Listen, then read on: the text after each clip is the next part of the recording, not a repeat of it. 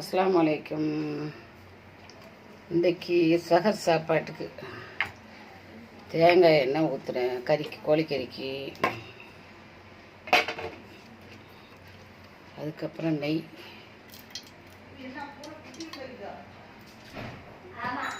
ஊற்றிக்கிறேன்.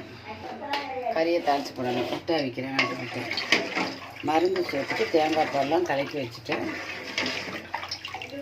ஆட்களுக்கு போய் வேலை வச்சிடும் இல்லையா, அதுக்கு கொஞ்சம் நேரத்துக்கு வந்து அரிசியை போடணும். 7 பேருக்கு 7 முட்டை. இது தாளிப்பு கொஞ்சம் கிளைமேட்டு கூட இருக்கிறதுனால திண்டுக்கல், ஆனால் கூண்ண வெயில் நேரம் தான் ஆக்கக்கூடாது. கருவேப்பிலை, பச்சை மிளகாய், வெங்காயம், தக்காளி பழம், இஞ்சி, பூண்டு, பட்டை, கிராம்பு, ஏலக்காய் எல்லாம் போட்டு தாளிக்கிறேன். அதுக்கும் கறியை ஊற்றணும். இது அன்றைக்குள்ள சஹர் உணவு. இது 7 பேருக்குள்ள உணவு. கோழிக்கு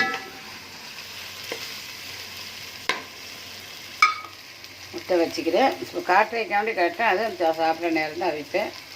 இது சோறுங்கிற நேரம் தான். மருந்து உப்பு எல்லாம் போட்டு வச்சிடணும். வெள்ளை பூண்டுலாம் இல்லை கெடாது. ரைஸ்பீட்டில் தூக்கி வச்சுருவேன்.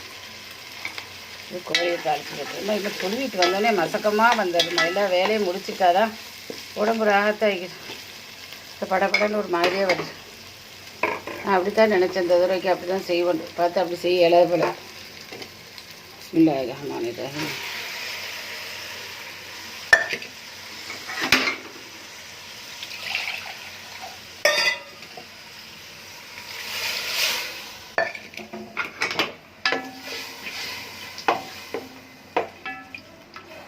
கறியை தாளித்து போட்டேன்.